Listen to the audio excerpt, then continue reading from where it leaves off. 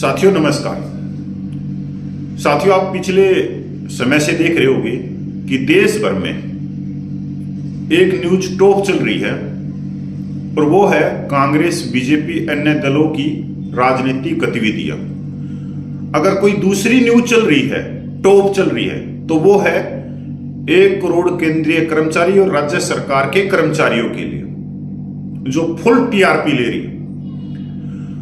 ऐसी कोई जगह नहीं है कि जहां पर केंद्रीय कर्मचारियों का 8वां वेतन आयोग, जनवरी 2025 का महंगाई भत्ता, डीए-डीआर और कोरोना महामारी में जो सीज किया गया था डीए, उसका एरियर। आप सोशल मीडिया के किसी भी प्लेटफॉर्म पे जाओ, आप न्यूज चैनलों पे जाओ, आप अखबारों में जाओ, नेशनल के जो अखबार हैं, हर जगह आपको आए दिन ये 3 न्यूजों में से एक न्यूज मिलेगी। तो इसका मतलब आज जो न्यूज चल रही है, तो कहीं ना कहीं सरकार में भी इन न्यूजों को लेके पूरा पता है उनको। आने वाले समय में हो सकता है कि 8वें वेतन आयोग पे और 18 महीने के डीए पे तस्वीर साफ हो जाएगी। आज मैं आप लोगों के सामने कुछ आंकड़े लेके आया हूं कि जिस तरह से कुछ यूट्यूब चैनल हैं, सोशल मीडिया हैंडल है, जो कोट टाई पहन के पूरे दिन केंद्रीय कर्मचारियों को गुमराह करते हैं, अलग अलग फार्मूला दिखा के कि 8वें वेतन आयोग में 2.57, 3.68, 4.81 का फार्मूला मिलेगा। देखो भाई, मैं आप लोगों के सामने एक आंकड़ा रखूंगा, आप खुद ही अंदाजा लगा लेना कि आपको क्या फार्मूला मिलेगा और कितनी आपकी पेंशन बढ़ जाएगी। आप खुद आप बहुत समझदार हैं। पहले मैं एक न्यूज है, न्यूज 24 की, बड़ा चैनल है और इंग्लिश में उसकी न्यूज आई है। 8वां वेतन आयोग प्रदर्शन आधारित वेतन वृद्धि। मीडिया रिपोर्ट्स के अनुसार केंद्र सरकार वेतन संशोधन के लिए एक नए दृष्टिकोण पर विचार कर रही है। रिपोर्ट्स बताती है कि सरकार केंद्रीय सरकारी कर्मचारियों के वेतन वृद्धि को प्रदर्शन मीट्रिक या मुद्रास्फीति दरों से जोड़ती है। इसका मतलब है कि नए वेतन आयोग का इंतजार किए बिना वेतन को अपने आप अधिक बार समायोजित किया जा सकता है। इसके अलावा इससे यह सुनिश्चित करने में मदद मिलेगी कि सरकारी कर्मचारियों का वेतन बढ़ती मुद्रास्फीति के साथ तालमेल बनाए रखें। हालांकि पूर्ण विवरण अस्पष्ट है, जिससे कर्मचारी अनिश्चितता में। एक चीज तो थोड़ी सी क्लियर मेरे को लग रही है इसमें कि जिस तरह से पहले बहुत सारी चीजों का नाम बदलकर अलग नाम रखा गया है, उसी तरह से जो वेतन आयोग है, इसको हटा के कोई नया तंत्र लेके आ सकती है केंद्र सरकार। और जो 10 साल का वेतन आयोग है, इसको 5 साल में लेके आ सकती है। मतलब बहुत अलग फार्मूला लेके आएगी अब की बार केंद्र, अगर लेके भी आएगी तो। एक बात तो क्लियर हो गया। दूसरी बात कि क्या फार्मूला मिल सकता है। देखो भाई, अब आप बताना, जो मैं आपके सामने एक आंकड़ा रखूंगा उसके हिसाब से कि कितना क्या फार्मूला मिल सकता है, कितनी पेंशन बढ़ सकती है, कितना वेतन बढ़ सकता है। देखो, अभी है डीए 53% और दिसंबर 2025 तक तकरीबन क्लियर हो गया कि 3% की बढ़ोतरी होगी, तो टोटल हो जाएगा 56%।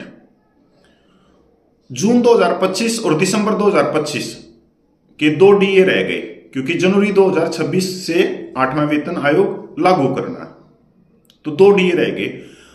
अब 2 डीए में कितना बढ़ सकता है? 3%, 4%, चलो 4% भी छोड़ते हैं, हम मानते हैं 5% बढ़ जाएगा, 10%, तो टोटल हो गया 66%। अगर आज कोई कम से कम 18,000 रुपये पेंशन ले रहा है, मतलब एक सिपाही 18,000 रुपये पेंशन ले रहा है, मान लीजिए जनवरी 2026 में डीए हो जाएगा 66%, तो टोटल डीए और पेंशन मिलाकर हो गई 29,880 रुपया। 29,880 रुपया उस समय। 100% पे 66%, 1.16 उस समय वेतन और पेंशन परसेंटेज में अगर हम लगाएं तो ये हो जाएगा 1.16।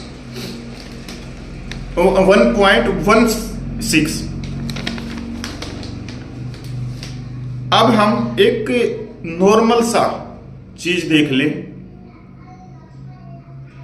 कि जिस समय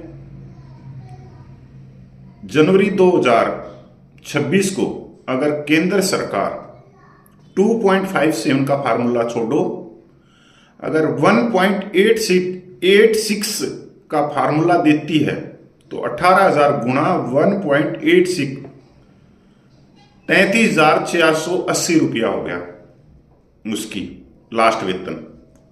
उस वेतन में उसका डीए डाई सब कुछ पीछे हट गया, वो सब कुछ उसमें शामिल हो गया, तो उसका लास्ट पेंशन बनेगी 33,480। उसके बाद में डीए यहां से शुरू होगा। पर अगर हम 2016 की बात करें, उस समय 125% डीए था। जो पेंशन थी उस पेंशन से 1.25 गुना ज्यादा डीए महंगाई भत्ता ले रही थी। तो यहां पर 33,480 बनेगी, तो टोटल जो फर्क आएगा 29,880 और 33,480, तो 3,600 रुपये की बढ़ोतरी होगी। कितनी होगी? 3,600 बढ़ोतरी, 3,600 रुपये की सिर्फ, जिसकी 18,000 रुपया पेंशन है। उसके बाद में नायक है, हवलदार है, वो अपने दे, सबसे कम बढ़ोतरी। अब आप कहोगे नहीं, 2016 में 2.57 का फार्मूला मिला था, तो वहां आपको भूलना नहीं चाहिए एक बात को कि उस समय 125% डीए था। जो आपका वेतन था या आपकी पेंशन थी उसके गुणा 100, मतलब 1.25 गुना ज्यादा महंगाई भत्ता उठा रहे थे। तो यहां महंगाई भत्ता 66% ही बढ़ेगा।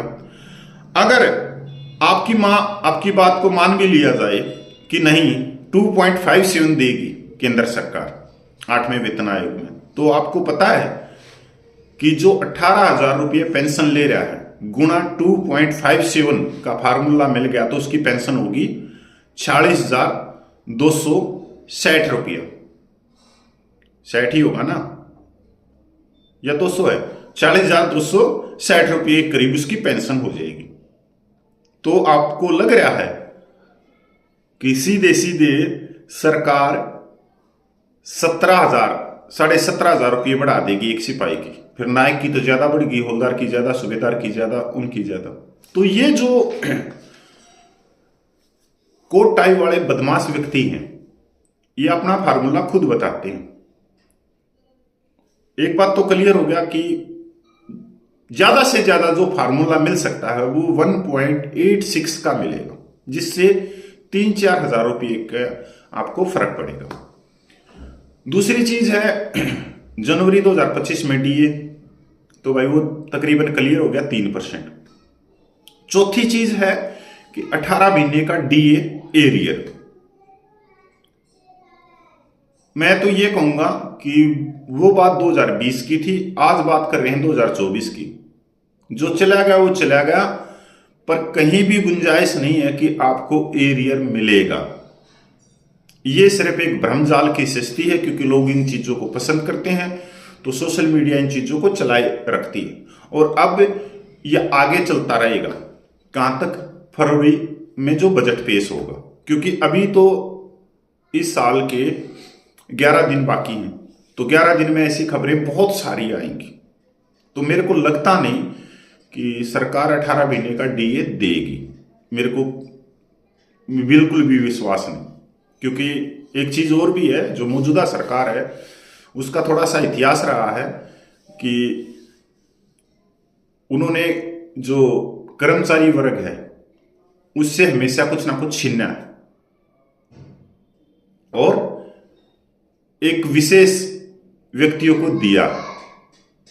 तो कर्मचारियों की कभी कभी भी बल्ले बल्ले नहीं हुई है मौजूदा सरकार जब जब शासन में रही है। तो जय हिंद, वंदे मातरम, जय भारत। मैं पूर्व सैनिक कपिल फोची भाई।